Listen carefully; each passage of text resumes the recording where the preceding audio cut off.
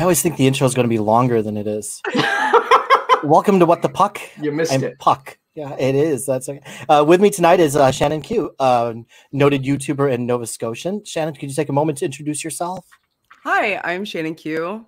I have a YouTube channel called Shannon Q because I'm exceptionally creative, and that is my name. And on that channel, I discuss the intersection between psychology and faith. I cover things like Christian counseling, and I engage in complex conversations. One of the primary things I do in the channel is I look for people whose positions are diametrically opposed to mine, or people who hold controversial positions, and I try to model better conversation strategies. So that's a little bit about me. I don't know that I'm that interesting, but I get this is what actually makes you interesting, because I listen to the kind of things that you talk about. And I'm like, wow, what do I believe in that diametrically opposes Shannon, so we can have one of these conversations? I think the worst that I get is that I'm not really that big of a fan of Timmy's, but that's as close as I've got.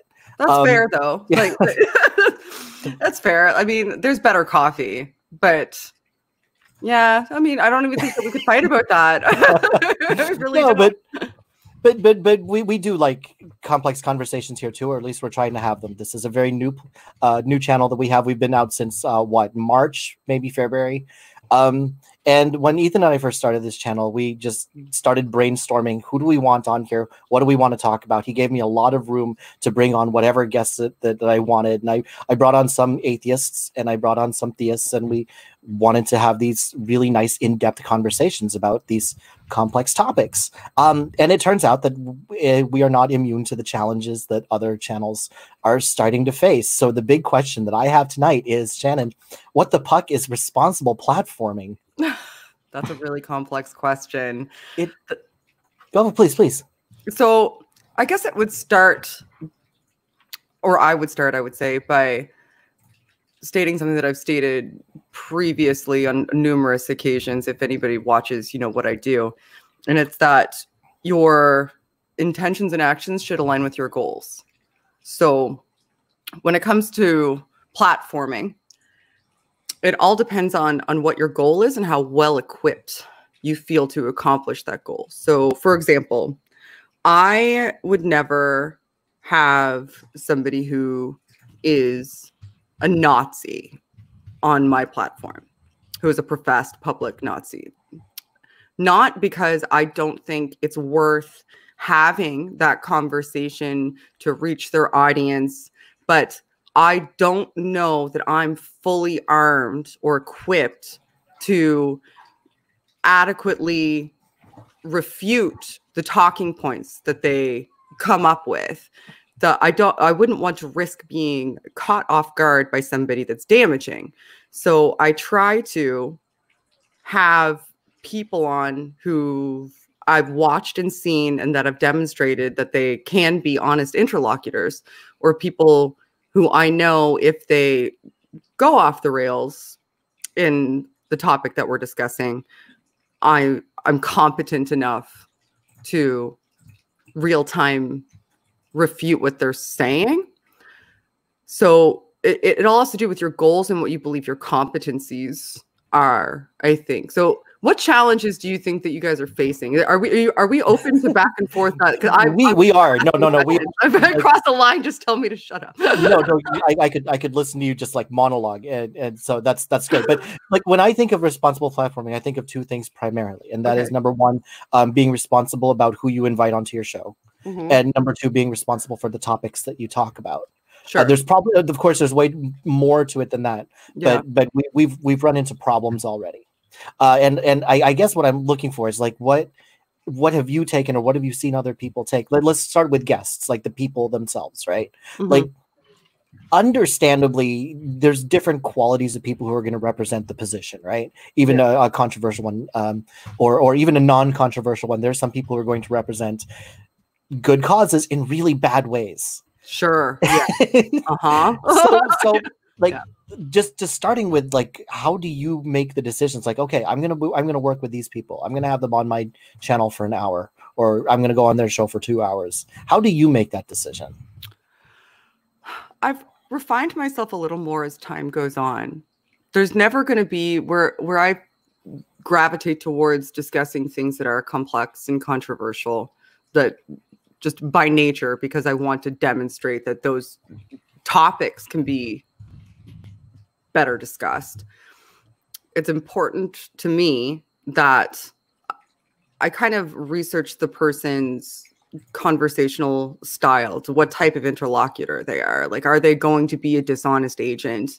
Or are they going to actually be able to engage in a conversation and demonstrate their points and listen to what I have to say and listen to whatever critiques I have, or the critiques that they're leveling honest? Do they use manipulation tactics as a component of them professing their positions? I very much dislike manipulators. I do not have time for it. I don't know if you saw me talking to Darth Dawkins. I didn't bring him up, Puck. I want to be very clear. Puck yells at me anytime I say his name. I did not bring him up, Puck. I did not. It's it was just me. My bad television. Any presupposition is bad television, and it does not happen on my show. Yeah, so he's somebody I wou't have invited on my channel. I do give a little bit more leeway if I'm going on somebody else's channel, because that gives me an opportunity, I guess, to kind of flex and test my skills, my abilities, and see what that person is like before I introduce them to my audience, because I feel sort of beholden to curating what I present to my audience, because I'm also acutely aware of the fact that there's many members of my audience who have gravitated towards my channel because I discuss psychology and counseling and advocate for human rights, that they're there because they feel that that's a space that they can, or have suffered abuse or harm, that they're there because they feel like it's a space that they can be comfortable with. So I don't want to invite somebody who's going to utilize my platform to proselytize. Not that I'd necessarily let them. I can be assertive when I when I need to be.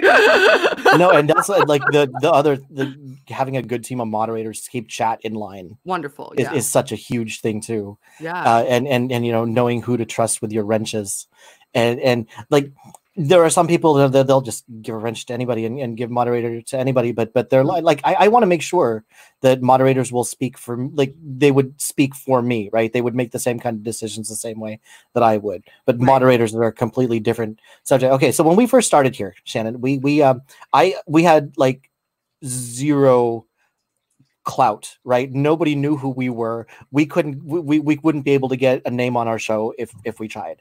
I'm friends with some people who are YouTubers, like personal friends, even before they were on YouTube. So I was able to get a couple of names on here. But that was it. So all I could do is like watch their YouTube work and be like, hey, would you please? And one of our very first was Exmo Lex. And all that you've heard of her? Yeah, she's great. Yeah, all I'd ever seen of her was the work that she does from her minivan. All right, that was her entire channel, was just her sitting in her minivan with the most adorable car seats in the back, 4 of them, and she's just talking into her phone. Like, that was it. And it turned out that ours was like the first show that she had ever done live. Oh wow! Cool. So we got to be a little bit better than this now. Exmo Lex, which would turn out to be a fantastic interview. But we got lucky. Right, because it could have gone in a lot of worse directions than that. So you can't be too over careful, though.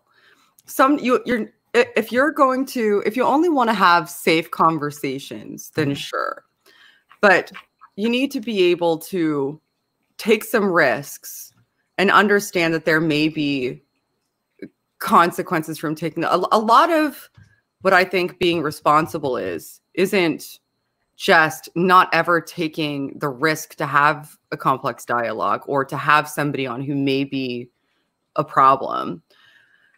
It's making sure that you're prepared going into the conversation, but it's also making sure that you can understand how to decompress and communicate where the flaws in that conversation happened in a productive fashion afterwards. So if you have somebody on who flies off the rails and says some damaging things. And in real time, which is incredibly difficult, and I don't think people realize how difficult it is until they actually do it themselves in front of a live audience in real time when they're being inundated. It looks easy, right? You're like, it does. To yourself so sitting at home, I could do that. I would have said this. The thing is that we who are in the conversations, we immediately after wish that we would have said that too, but we don't have the privilege of that kind of time because we're trying to engage in a dialogue in real time and having many, many things thrown at us. So how you deal with it afterwards matters. Being able to decompress, being able to say, okay, here's where I saw my flaw here. Engage your audience and say, listen, I understand that you may have thought that I'd let you down in this circumstance. I respect and understand that. This is what I was attempting to do. Be transparent. I think transparency is super, super, super, super important. But say, this is what I was attempting to do. These were my motivations. This was my initial strategy. This is where I see like it went off the rails. You know, maybe I can do better. Perhaps I won't engage this person again.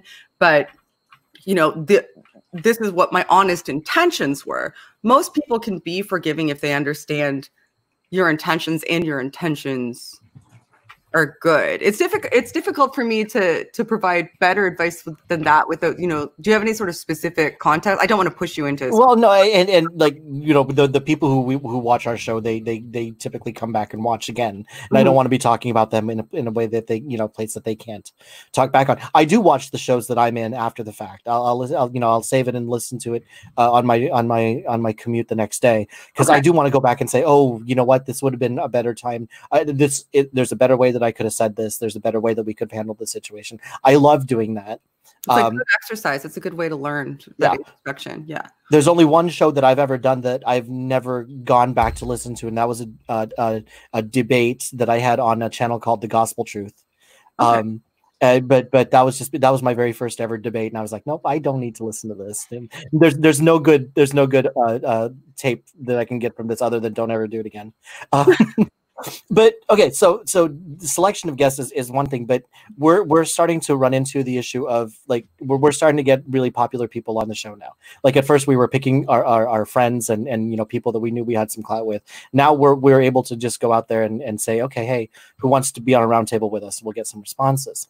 Yeah. The problem that we're running into though is there's a, I know we don't like to talk about it, but there's a good amount of people that don't like working with other people in this sphere, even the small sphere that we have. Yeah.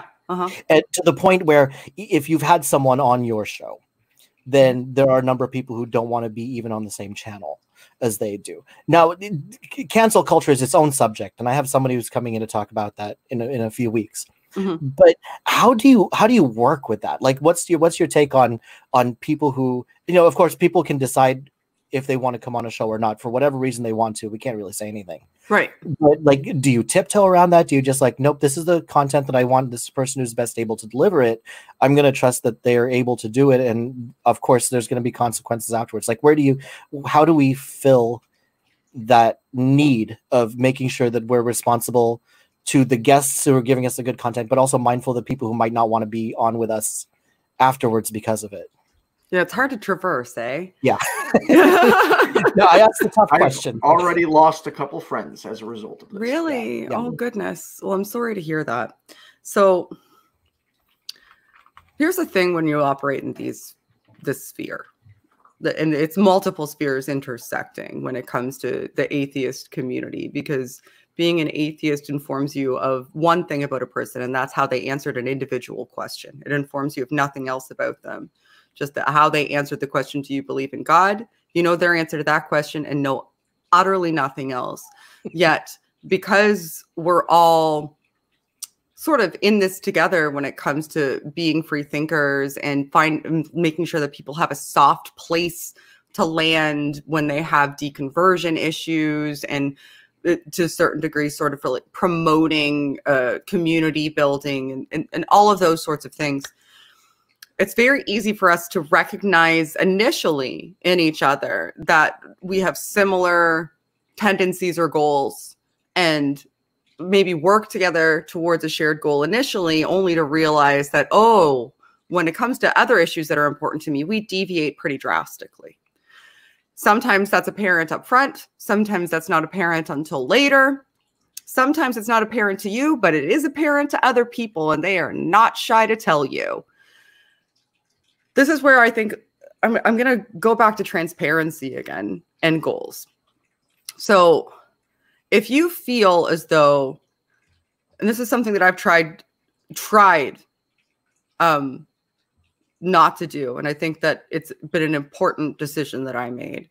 I've only ever had somebody on if there is a topic I would like to discuss that I think that they have a relevant position on.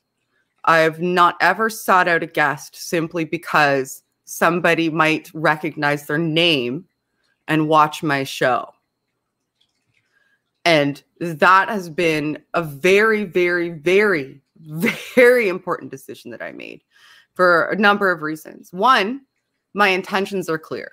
If somebody says, why are you talking to so-and-so? You're doing it for X reason. They're now imbuing motive upon me. They're asserting what my motives are instead of asking me what my motives are.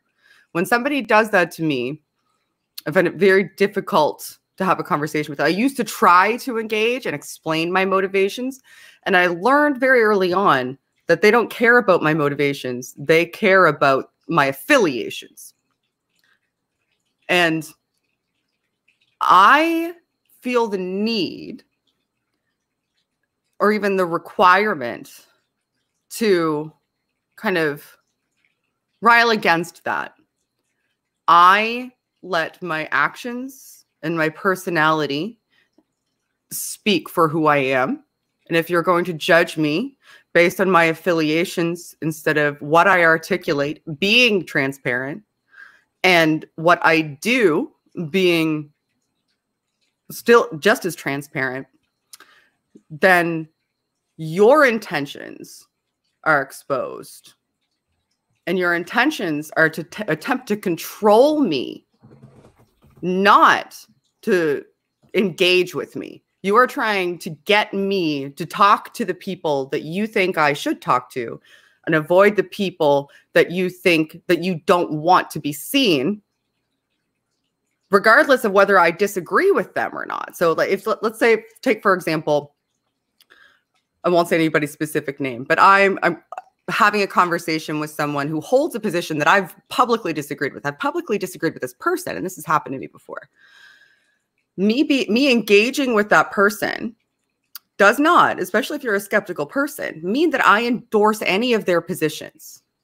If I've publicly said, I disagree with this position, but I believe that you could have a valuable conversation about this other issue, then, and somebody tells me you are not allowed to have a conversation with them about this other issue because they hold X position, even if they're not talking about that position, that's essentially like putting a scarlet A on somebody, and you're not giving them the room to be influenced by their relationships or potentially be exposed to new people that can help them change their mind, even on the position that you disagree with.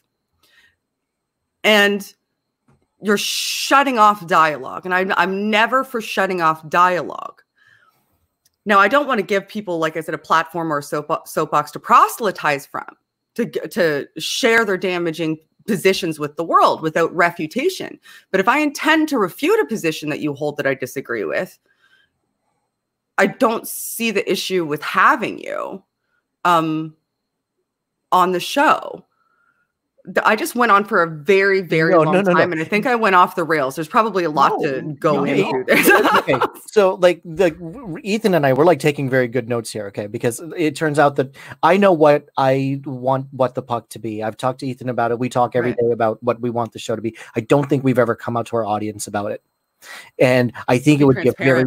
The audience should know who you are. Yeah, it would be a very good thing for us to do, to come up with a mission statement, even if it's just like a 5-minute video saying, this is who I am, this is what we want to do, and this is why. You know, it doesn't have to be flashy, it doesn't have to be showy, just one person looking in a camera and say, hi, my show is called What the Puck, this is what we're trying to do here. Yeah, and then try to stay, it helps you stay on track too.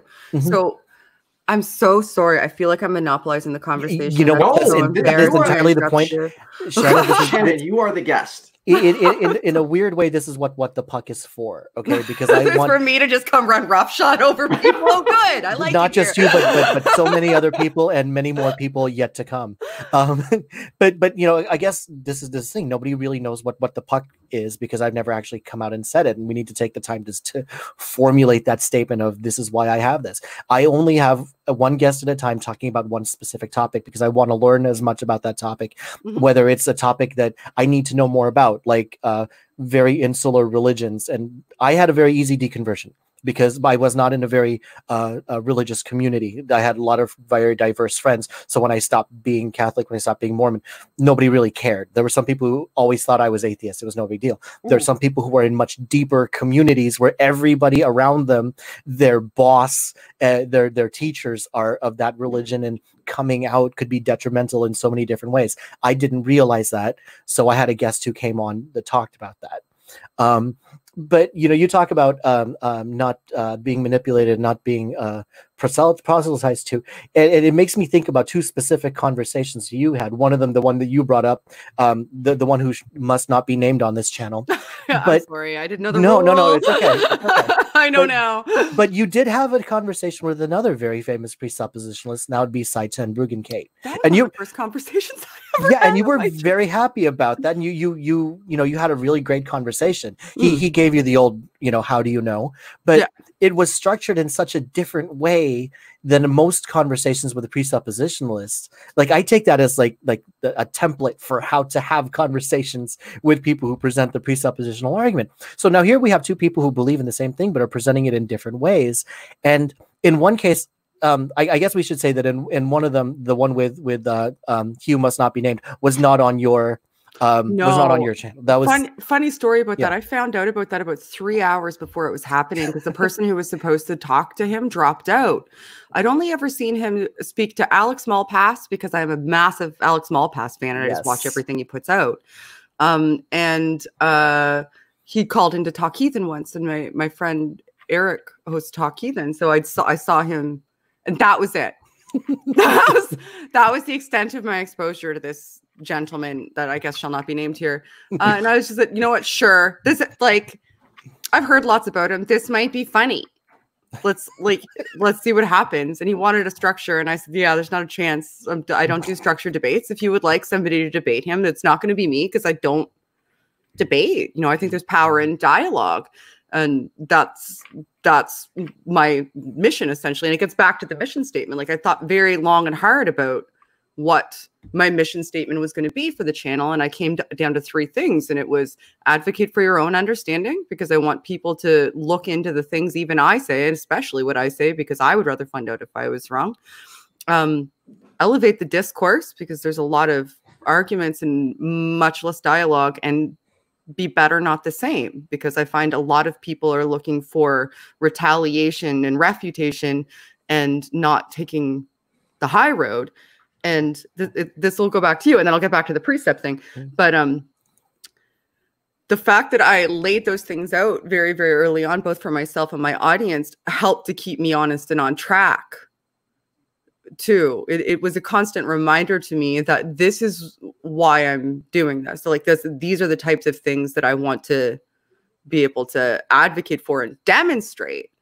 So knowing that any choice that I make, if it's not going to align with the principles that I set out for my audience and for myself, then I don't make that choice. If I feel like it can comport to that, then I will make that choice. Sometimes I'll make mistakes, but they're honest mistakes because I'm attempting to comport to that mission statement. So it's a good thing to keep yourself on track too. And those are the goals. If you figure out those goals, then it's very difficult to deviate if you're honest about those goals and you engage with the dialogues. If dialectic strategy and dialectic approaching and finding the power in conversation is something that you want to do, that's an important thing to do. You need to figure out the goal in any conversation. I could talk about conversation. You need to have a goal going into any conversation. It can't just be, let's just see what happens. You need to have a goal. You need to want to try to uncover something. You need to want to try to figure out what that person thinks. You need to want to help maybe get them to better understand what you think. It could be any number of things, but you need to have a goal going in so that you can formulate what that dialogue is going to look like. A, it's more entertaining for the audience, and B, it keeps you focused and on track. If things start to deviate, you can bring them back to what that goal is, and you can be more transparent with your audience about what your goals were and where, if things fly off the rails, and so help me God, sometimes they do, that you can identify those and maybe course correct later and learn from them if you know that you have that goal. And I went off the rails again. You were talking about did, and we're gonna, yeah, no, sorry. May I, Puck? Yeah, please, go ahead. You know, Puck, I feel like this episode was made specifically for me because I see you taking notes, and I'm like, oh, Puck is gonna. I'm in trouble. I'm in so much trouble. I'm always anytime Puck and I have a show. Immediately after the show, I get a message. Okay, what did you learn from this talk? Did you catch the point? He's literally a teacher. When I wake up, I already have a voice message from him. All right, can you please deconstruct what this person said and what you meant by this? And I'm like, it's 5 a.m., bro. Well, okay. Let me get coffee, for goodness sake. Like, Ethan, you can verify this. I've never had a What the Puck guest on without knowing exactly what I'm going to talk to them about, without vetting carefully. It's like, do we have an hour's worth of material to talk to this person about? And I've turned people down for not having enough to say. And you know, there's not enough design space here for us to really delve into the topic. And the one that I keep on wanting to find people for, please, will someone come on here and talk about objective morality? Because I've heard it explained by like 10 different people, but it's always 10 different things. And I don't know whether I agree with it or disagree with it just because I've never heard the same presentation twice. Right. And I just can we get Inspiring Philosophy in here to talk to me about it? Because I've watched that video, like not that video, that video series. Right. I've watched that like 10 times and I still can't make heads or tails out of it. Intuition. I've not talked to Mike about. I've talked to him about the soul and the mind a bunch of times, but I've not talked to Mike about objective morality. Interesting. Yeah. And see, you had that was a great conversation that you had with Eric Hernandez, and he's been making his rounds also talking about the soul. Yeah. Boy, howdy, if I don't have good questions about the soul. And I do admit Ethan is this is my confession to you, Ethan. Okay, a lot of times when I come up with What the Puck topics, it's to say, what do I think Ethan could best learn from right now? This entire channel just a journey that Puck is leading Ethan through. Okay. What you don't see here is like What the Puck is my only show on here. Sometimes I help out on others. Like I'm on the roundtable tomorrow. I was on last week. Blah blah blah. This is my only real show here on this. Ethan, there was a time when he did like 4 shows a day. Okay, so he has like content coming out the ears, and I am but 1 hour a week that tries to go in here and tries to keep it on the tracks and say, okay, remember what we're supposed to try to do here. And I've been talking to him about a mission statement for quite some time, haven't I, Ethan? Yeah, and I'm having trouble because what's that? I don't want to. So this shouldn't. One, to be clear, this shouldn't be about me. Shannon Q's our guest, but I am having. I know what I want to do and I know what I want to achieve. But the problem is the way I do things is very different the way other people do things. And as a result, I often find people aren't as receptive. And this has happened a large majority of my life. When I started as a DJ, I was just this flamboyant idiot that people made fun of. And then all of a sudden I built a company and I had a successful business out of it because I don't like just sitting and doing the normal shtick.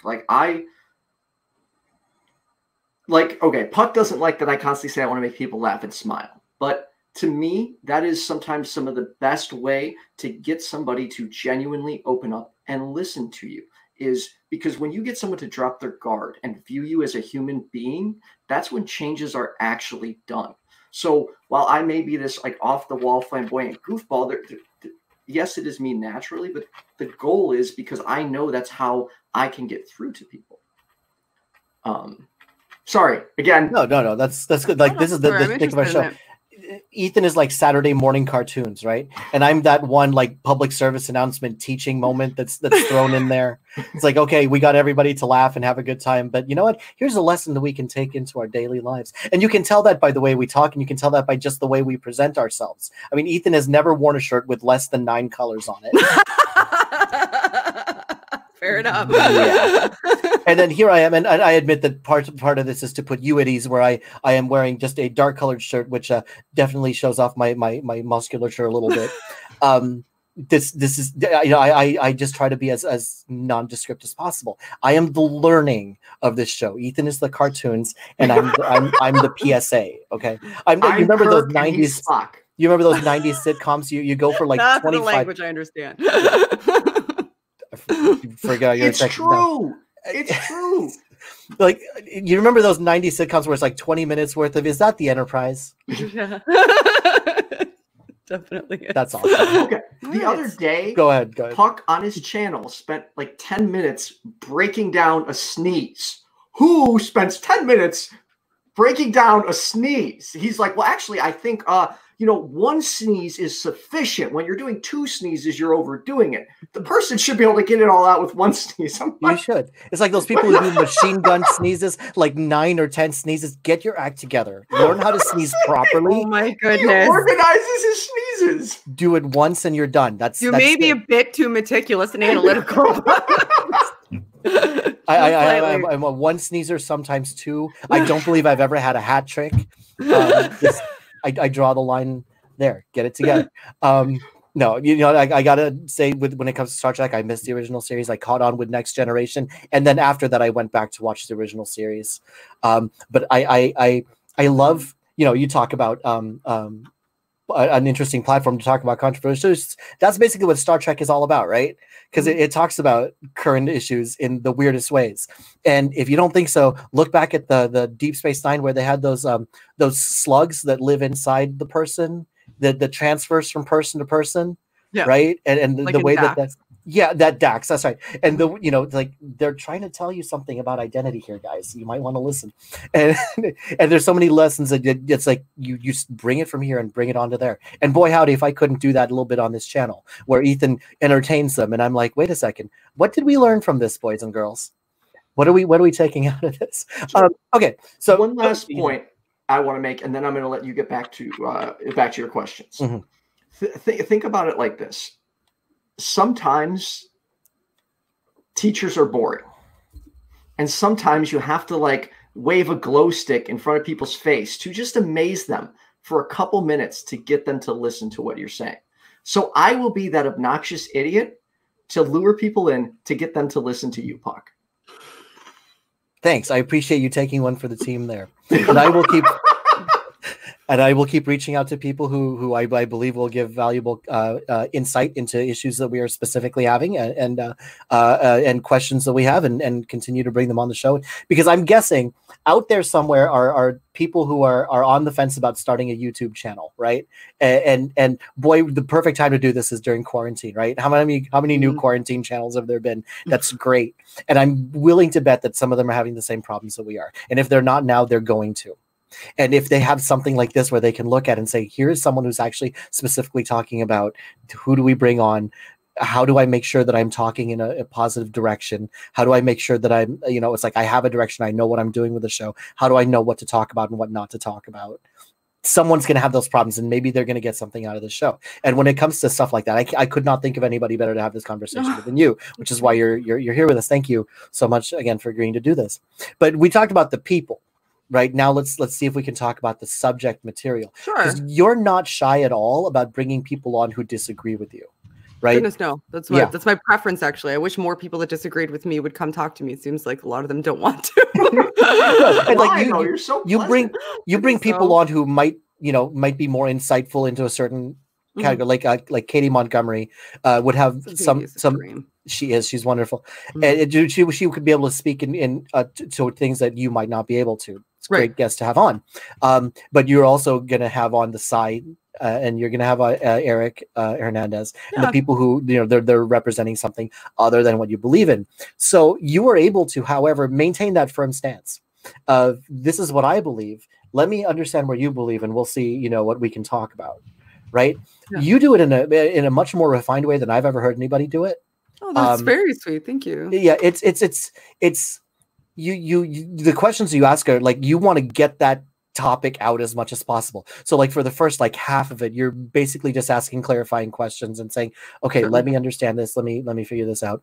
And then but you never compromise your beliefs with it, unless of course somebody says something that changes your mind, in which case you're like, oh, okay, I never thought of it like that before. Like, what was it about the guitar making music? I remember something about that. Like there's the guitar and there's the strings, but then the music that comes out of it is, was that on your from Eric Hernandez's conversation? Yeah. It was something that I had to think about in real time. Yeah, it was an interesting insight that I hadn't heard before. So when you think about these things that you want to talk about, like, do you just have this huge list and then like, okay, let's see who we're going to talk about next week, or let's see who we can talk to about this topic? Like, how do you decide your topics, or do you just see a person who's so interesting and so dynamic? You're like, let's just find something to talk to this person about. Usually, it's not let's just find something to talk to this person about. Generally, I don't really plan out my content very much or very well at all. Did you hear that, Puck? Did you hear that?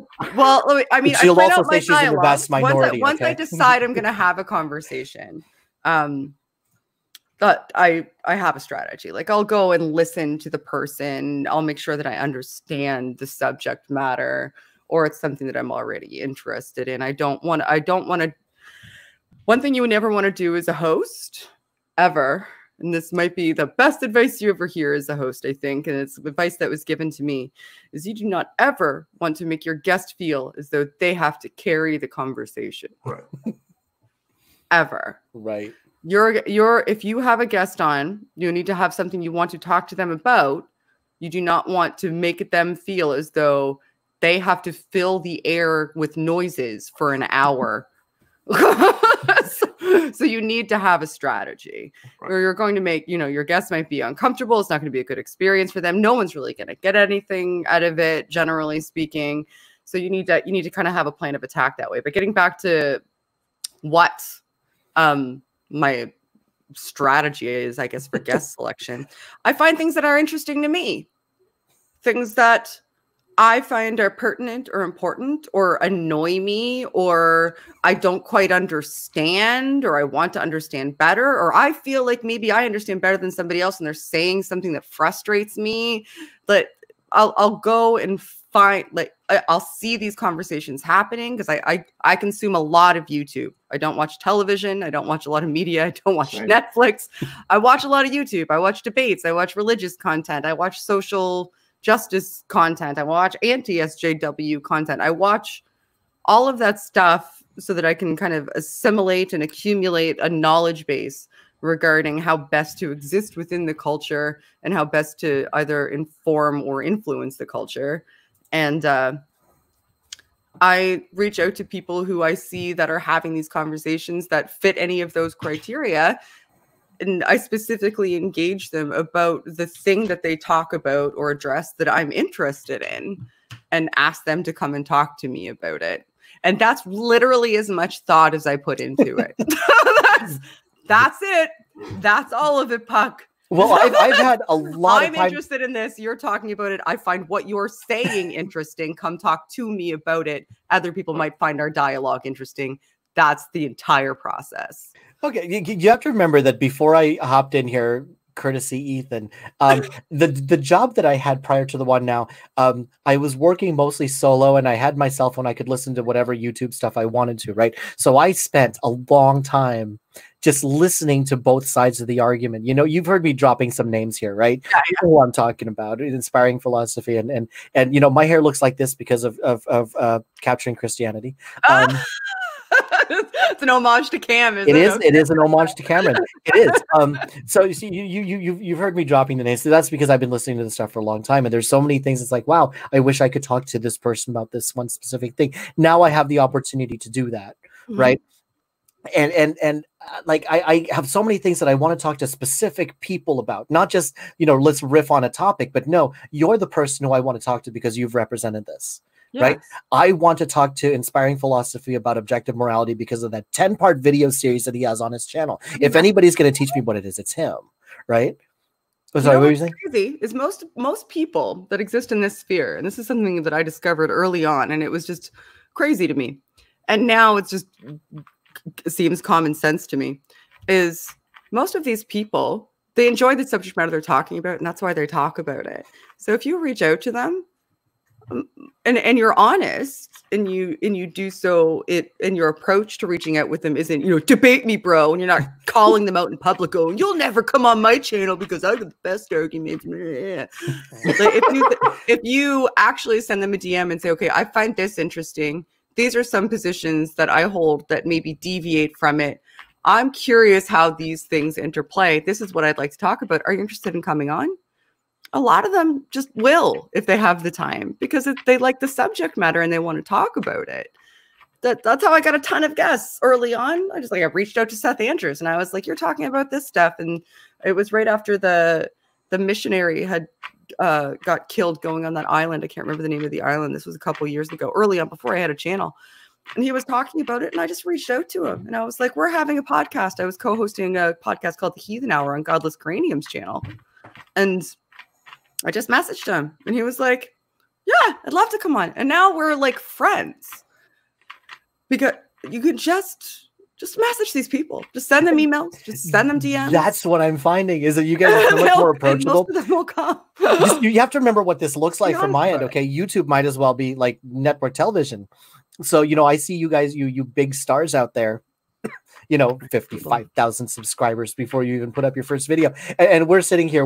I'm looking at the audience. We have like 9 people. This is one of the biggest audiences What the Puck has ever had. So I'm like on top of the world. And you're like, okay, this is like, you're this rock star. You're used to selling out arenas, but you're going to do a quiet coffee shop show just for the sake of doing it.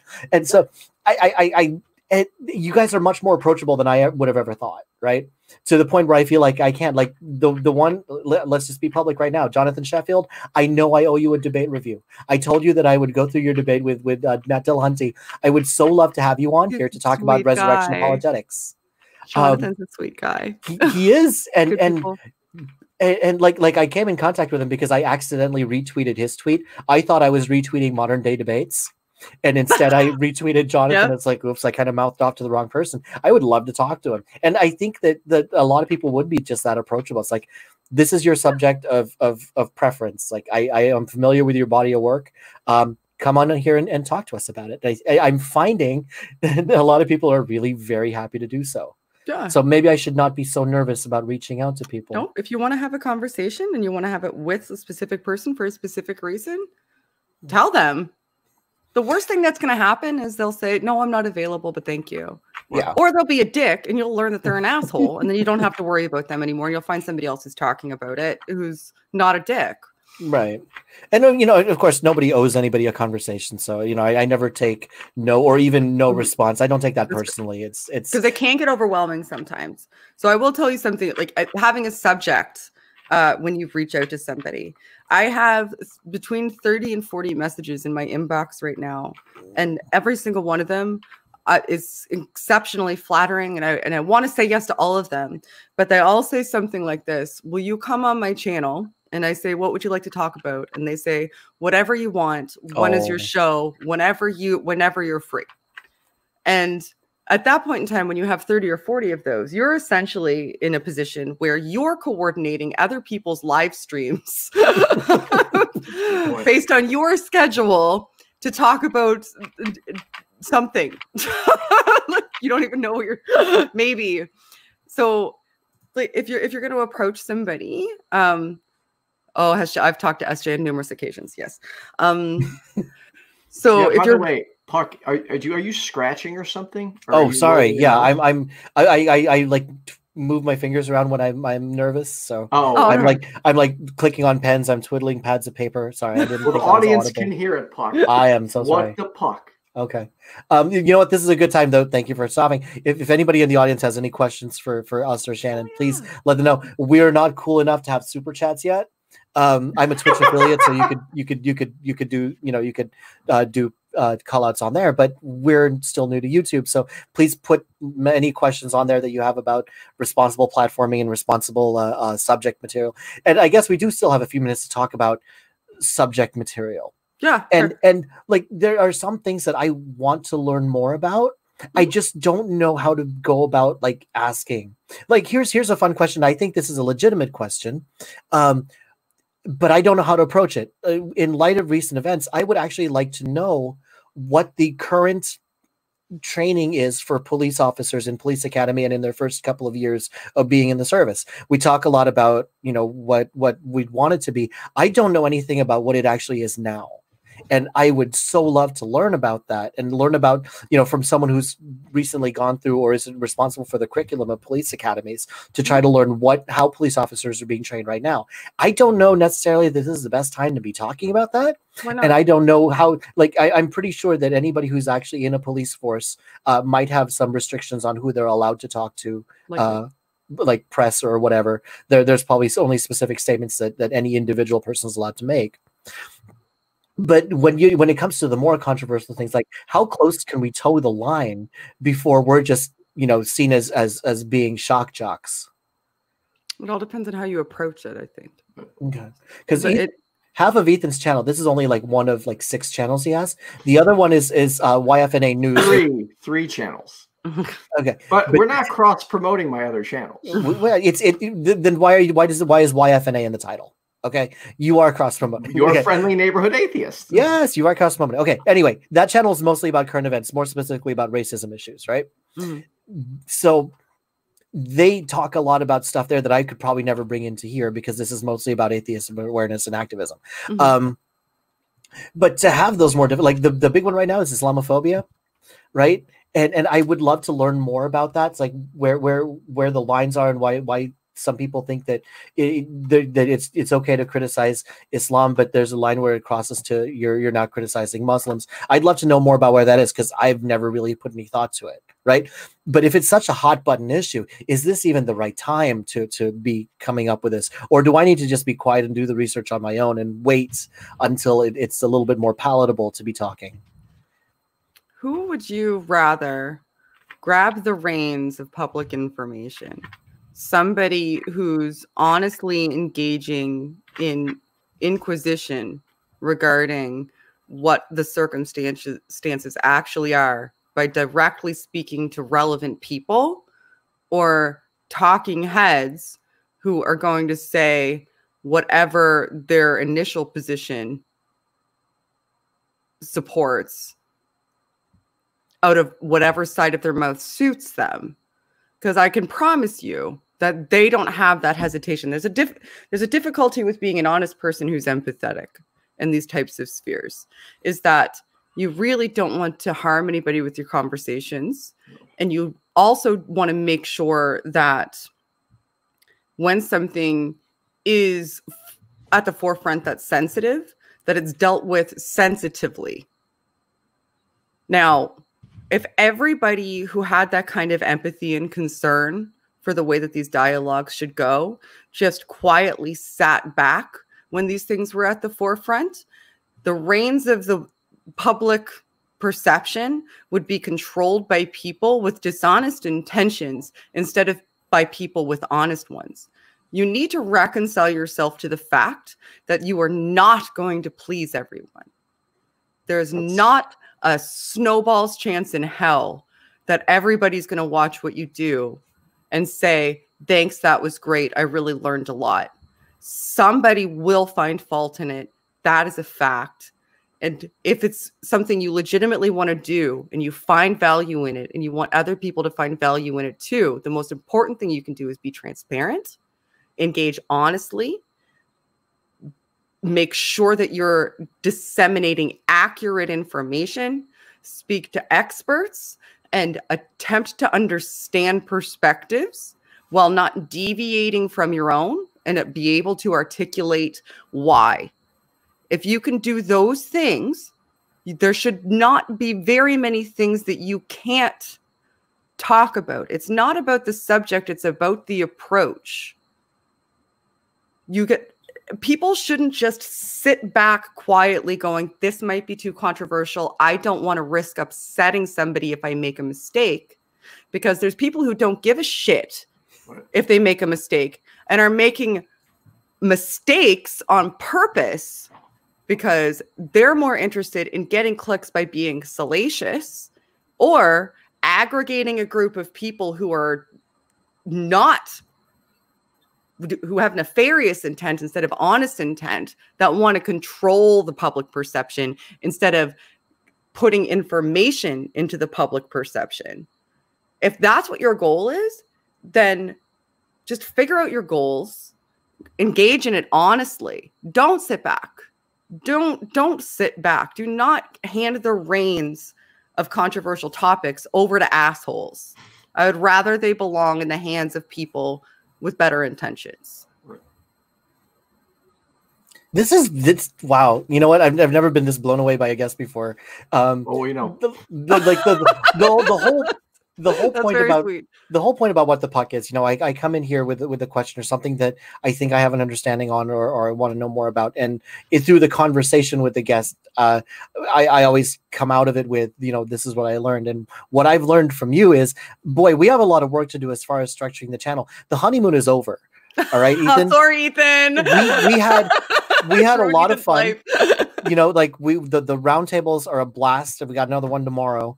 And we have them scheduled out for quite some time. I have you know, what the puck is scheduled out halfway through July. We have this, but I think we need to sit down and come up with just a statement and actually deliver a statement via video. Put it on our splash screen. It's like, this is what the show is about. This is what our channel is about. This is why we're doing this. This is why we're having the conversations we want to have. And you actually make it a point to say that at the end of every one of your videos, which is why everybody knows what you stand for. And I don't know that the people, even our most devoted followers and the people who are on Ethan's Patreon, I don't know that they could sum up our mission in 2 sentences. And I think that's a problem on our end, where we need to sit down and come up with, what are we doing, why are we doing it, and what are we doing, or how are we doing that? Right. I think this can be done in just like a splash, like 5-minute video. It doesn't have to be elaborate. It doesn't have to be crazy. But you're right that it has to be transparent. Everything that we do, Ethan, has to be directed toward that goal. Yeah, you need something to refer to every time you're making a decision. That way your decisions aren't scattershot based on context in the moment either. They're based on what your goals are. Right. Know what your goals are. If you know what your goals are, you're going to just inherently make better decisions if they're honest goals. Yeah. And then my goal for What the Puck, just to let it out, I just want to learn, and I want to find people who are living through something that I haven't lived through, which is why I had Expo Next on. I want people who can teach me something that they've personally experienced, or something that they're really known for. This is what they like to talk about, right? Like you know, you will. Who do we just talk about? What was this? Jonathan Sheffield. We know what he's big on, right? So if he's going to come on here, we know what we're going to talk to him about. Other names like Dave Warnock. We know what Dave is going to talk about, right? And that's what we need to push. And then there's some other names that are a little bit more. What do you call it? They're not completely scattered, but they touch on so many other things. Yeah, generalists. You know, it's like we had Godless Engineer on a couple weeks ago, right? Yeah. And he touches on so many different things. It's like, what do you pin him down to talk to him on one subject? Historicity. Talk to that guy about historicity. That's what Ethan tried to talk to him about was historicity and the Gospels. Yeah. So, okay, last minute for anybody to come up with any questions. But Shannon, I do have a gift for you, and I talked to you about this. Oh, I'm sorry. Earlier. I forgot. I don't know if you pay attention to what goes on in the show. I don't think you've ever watched What the Puck before. And I made a comment to you in the pre-show. I said that I would know that I have truly made it as an atheist activist if I am ever commemorated as a cartoon on Paula Gia's channel. I've made it. I've made it. So this is my little way of giving back. And for everybody who shows up on What the Puck and has a conversation with me, I'm gonna Ethan, can you authorize the screen share here? Yes, I can. Okay. Everybody who comes on my show has a puck that is made just for them. My graphic designer, I talked to them very carefully about what what puck this should be. So I'm in a stance toque. Yes. No, it's not a sense because that was a Q instead of an O. But it's the color. Yes. So a lot of thought goes into this. A lot of thought goes into every single one that we make, and you are now commemorating. I'll send you the files after the show so you can use it wherever you want to. Use it anywhere. And anytime you show up on this channel again in the future, if you'd like, we can just use this graphic. I love it. It's better than real me. That's amazing. This has been so informative. Like I feel like we know what we're going to be doing with our channel going forward now. We've been meandering. We've just been saying we got this person to go on. I'm really excited because, you know, they have like 5,000 followers and whatnot. We were just so excited that anybody is willing to talk to us. But playtime is over, right? I agree. If we want to get some serious work done, people need to know what work we're doing. And so I thank you so much for coming in here and making the suggestions you did. There's so much more things we can talk about, like the fact that me and Ethan are kind of a partnership on this channel and we work together so closely. There's pitfalls to that. There's advantages in partnerships and there's disadvantages, right? And so there's so much more that we can learn from this. So not to put you on the spot or anything, but to kind of put you on the spot. Who is someone that we can learn from? Who do you think that we can learn from? Even if they don't come on the show, like whose content should I be looking at for good, responsible partnerships? Well, that good, responsible partnerships. We've seen bad partnerships ever since I've been listening. There've been two major schisms in the not to name names, but we've seen it happen, and they're catastrophic, and they tear entire communities. Hugo and Hannah. What's that? Hugo and Hannah. Hugo and Hannah. Okay. I'm taking notes on this. Hugo and Hannah. What's their usual subject? They used to have a series called The Bible Reloaded. Okay. Before Hannah transitioned, now their channel's just called Hugo and Hannah. They talk about atheism and social justice stuff. They have been partners together for probably 8 or 9 years. So if you're looking for partnerships, Hugo and Hannah. Because Ethan and I are so completely different in the way we handle and approach things. Which is why we rock together, man. We balance each other out. That is or good. so he thinks. Wait, Hawk, you complete me. Okay, we are not having a moment here, Ethan. There will be no moments. Yeah, this is this going joke that he just likes to spout off all this, and he will just get this look on his face, right? It's like, dude, it's like, and I know what that look means. It means, first of all, I need some antacid, and second, he just came up with like 5 different ideas for shows to do, and now it's my turn to okay, scale it back. Is this matching what we want to do? Anyway, we're going to call it a night here soon. Shannon, is there anything that you would like to leave our audience with? I think your closing line is a really good one. But anything else that you'd like to leave the friendly neighborhood with? Hannah and Jake. Did I say Hugo and Hannah? Hannah and Jake. I'm so Hannah sorry. And Jake. Yes, okay. That is awful because that means that I dead named Hannah, which I'm so sorry, Hannah, who I absolutely adore. It's Hannah and Jake. That's awful. Okay. I apologize. Sorry, but I interrupted you because I had dead named somebody, and that's as you tragic should. That's to me. Fine. Yeah, go ahead. No, but is there any like last words that you would like to leave our audience with? Maybe some people you never talked to before who are unfamiliar with your closing tagline. What should we walk away from this conversation with? Well, I guess I'll go with my mission statement: advocate for your own understanding, try to be better, not the same, and help elevate the discourse. We're just going to stick with focusing Ethan's rainbow bar for now, but we will come up with something. Wasn't it Jimmy's, his closing line is, I don't have a clever closing line? Yes. Yep. Mm-hmm. That's the best, but we all know Mr. it. Atheist was not my father. It was his previous one. Oh, that's right. That's right. Okay. Yeah. He just recently rebranded. Oh, there's so much to keep track of. It's like I'm about to rebrand, and now I got to think about how I'm gonna do it. There's so much to think about when you have a platform, and there's so much that you have to be mindful of, and there's so much that you have to be aware of. We have a lot of work to do. If we want to get better, and we want to be better, and we want to have a good message that we put out there, and we want it to reach as many people as possible, and we want to learn from as many people as possible. So, Shannon, thank you for letting us learn from you tonight, letting us pick your brain, and for being such a great guest, and just spitting out as much as you can about such a broad topic. I hate to cut it off here because there's so many more directions we can go, and I hope that we get a chance to talk about this more in the future. I appreciate you having me. Oh, Ethan. Oh, what? Yeah. No. Sorry. Real quick. Thank you to my crap. I had it on. All right. Thank you to my patrons, Trina Deluca, or top patrons, Trina Deluca, City Plaza, and Bestname Ever. You 3 are awesome. So thank you. We so badly need a plan, and we need a closer, and we need a better intro because ours is like 3 Our seconds. Our intro is awesome. is too. It's like I don't even have an intro. In my end screen, I just sing over or talk over. We could sing. Pop. We're oh no, we're not. I don't have advice there. We're not going to sing. I just start going, can you hear me? Okay, good. Before we close, my ADHD is kicking in right now. Oh, no. So I understand, Shannon, you are a cat fan. Is that correct? Yes, I have a small cat. Yes. Okay. Then I have a present for you. Oh gosh.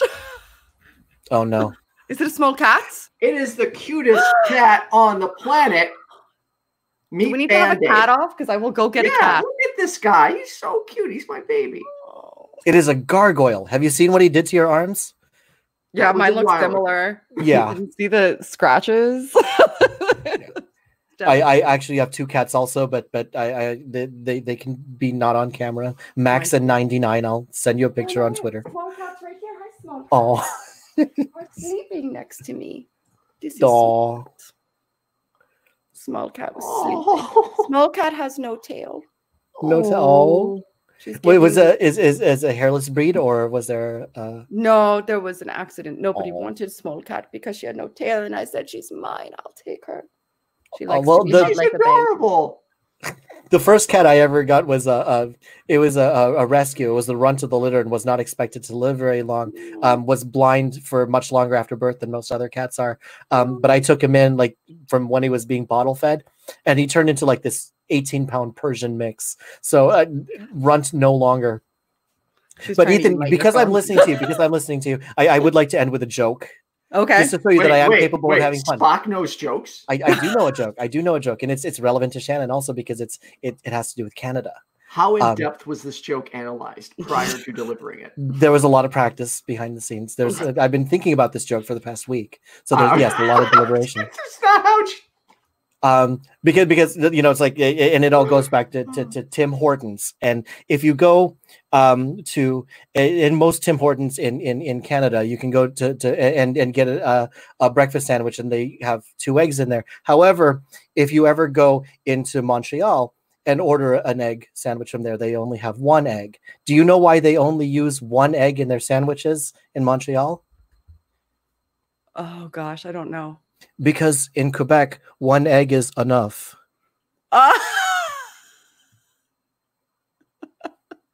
So true. I do. Good one. You guys have been a fantastic audience. We will leave you on that. You guys have a wonderful day.